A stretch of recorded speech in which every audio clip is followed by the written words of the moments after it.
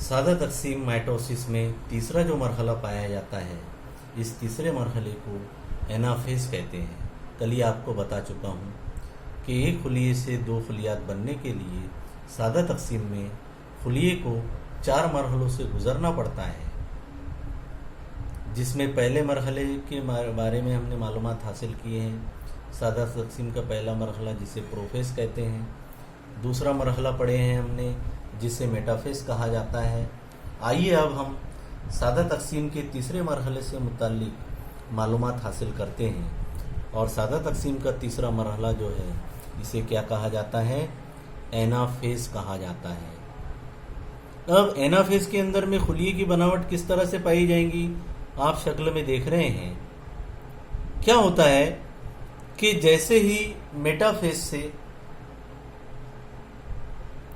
Anaphase का मरहला शुरू होता है, तो इस दौरान क्या पाया जाता है कि हमने मेटाफेज में देखे कि मेटाफेज में क्रोमोसोम में 4 हल्के पाए जाते हैं और ये चारों हल्के एक दूसरे से दरमियानी हिस्से से यानी सेंट्रोमियर के जरिए क्या होते हैं? जुड़े होते हैं।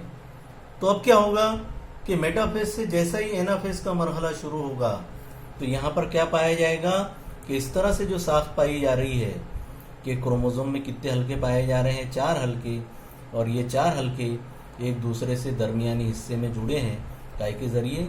सेंट्रोमियर के जरिए। ये हमने मेटाफेज में पढ़े हैं। लेकिन मेटाफेज से जब एनाफेज का मरहला शुरू होगा, तो क्या होगा कि क्रोमोसोम के 2 हल्के जो है, ये यहाँ पर सेंट्रोमियर से क्या हो जाते हैं? अलग हो जाते हैं।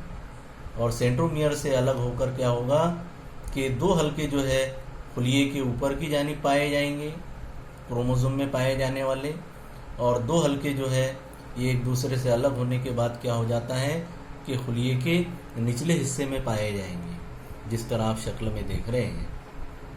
यानी एक कतार के क्रोमोसोम जो है यहाँ पर क्या हो जाएंगे कि 2 कतारों में तकसीम हो जाएंगे, सेंट्रोमियर से अलग होने के बाद, हल्के अलग होने के बाद। तो ये क्रोमोसोम के हल्के जो है एक दूसरे से अलग होने के बाद क्या होते हैं? दोनों कुतबैन की तरफ खींचे जाते हैं। यानी ऊपर के हल्के जो है क्या होंगे? ये ऊपरी पोल की तरफ खींचे जाएंगे, और नीचे के जो हल्के होते हैं ये निचले पोल की तरफ में खींचे जाएंगे। तो यहाँ पर क्रोमोसोम की एक कतार से क्या हो जाएगी? इस तरह से 2 कतारें क्या हो जाएगी? तैयार हो जाएगी, जैसा आप शक्ल में देख रहे हैं। और ये दोनों कतारों के क्रोमोसोम जो है सेम क्रोमोसोमल फाइबर और कंटिन्यूअस फाइबर, इन दोनों के ज़रिए क्या होते हैं? ये रेशों के ज़रिए, ये धागों के ज़रिए दोनों कुतबैन से यानी ऊपरी पोल से और निचले पोल से क्या होते हैं? जोड़े जाते हैं। ये आपको शक्ल में नज़र आ रहा है। और सेम रहेगा कि क्रोमोसोम में अब क्या रहेंगे? 2 हल्के रहेंगे हर क्रोमोसोम में, और हल्कों को क्या कहते हैं? क्रोमेटिड कहते हैं। इससे पहले पढ़े हमने। और ये 2 हल्के दरमियानी हिस्से में काय के ज़रिए जुड़े रहेंगे? सेंट्रोमियर के ज़रिए जुड़े रहेंगे। तो इस तरह से खुलिये की बनावट इसके अंदर में क्या होती है? पाई जाती है। आपको मेन जो मालूमात आपको ख्याल में रखनी है कि मेटाफेज की शनाख्त आप कैसे करेंगे कि मेटाफेज में क्रोमोसोम एक कतार में पाए जाते हैं, खुलिये के दरमियान में पाए जाते हैं।